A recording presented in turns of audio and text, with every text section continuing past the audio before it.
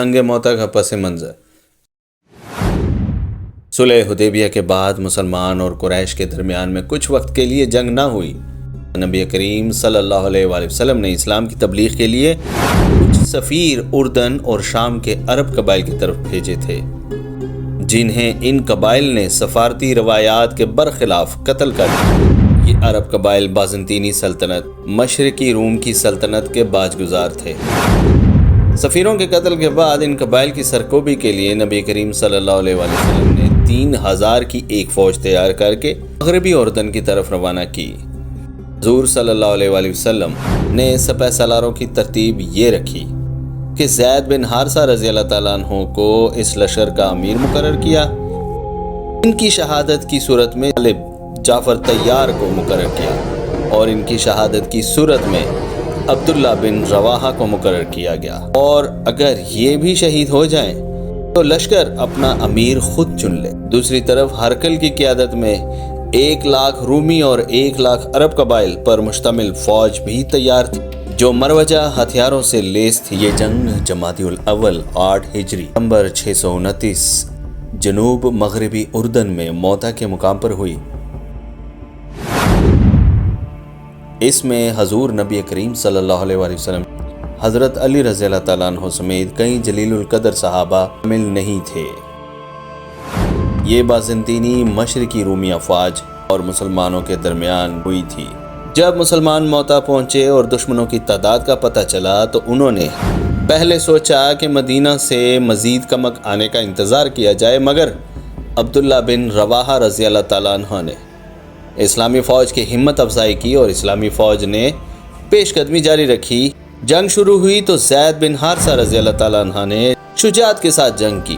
رومی افواج تجربہ کار تھیں، انہوں نے زید بن حارثہ رضی اللہ تعالیٰ عنہ کو نیزوں کی مدد سے زمین پر گرا کر شہید کیا۔ جعفر طیار رضی اللہ تعالیٰ عنہ نے علم سنبھال کر اسلامی فوج کی قیادت کی، مگر جب وہ بھی گھیرے میں آ گئے اور محسوس کر لیا کہ اب شہادت قسمت میں لکھی ہے تو اپنا گھوڑا فارغ کر دیا اور پیدل نہایت خونریز جنگ کی۔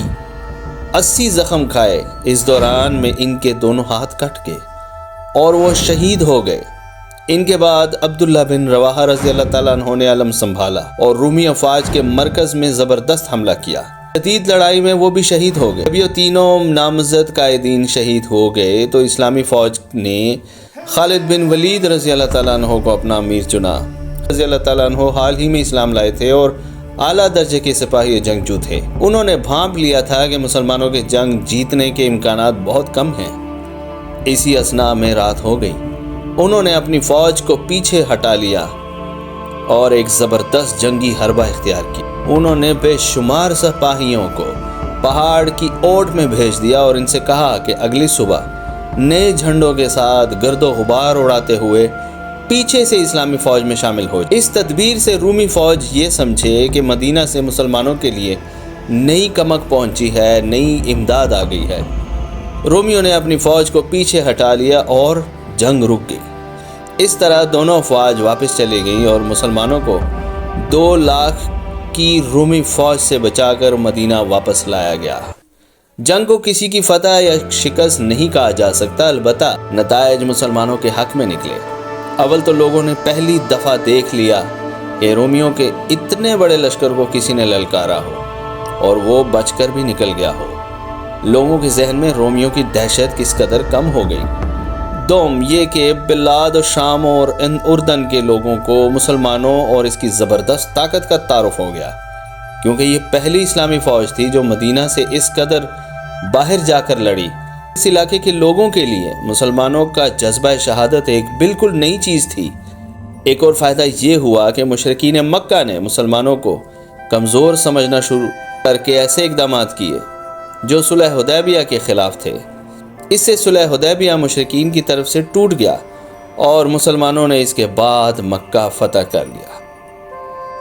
ملتے ہیں اگلی ویڈیو میں۔ اللہ حافظ۔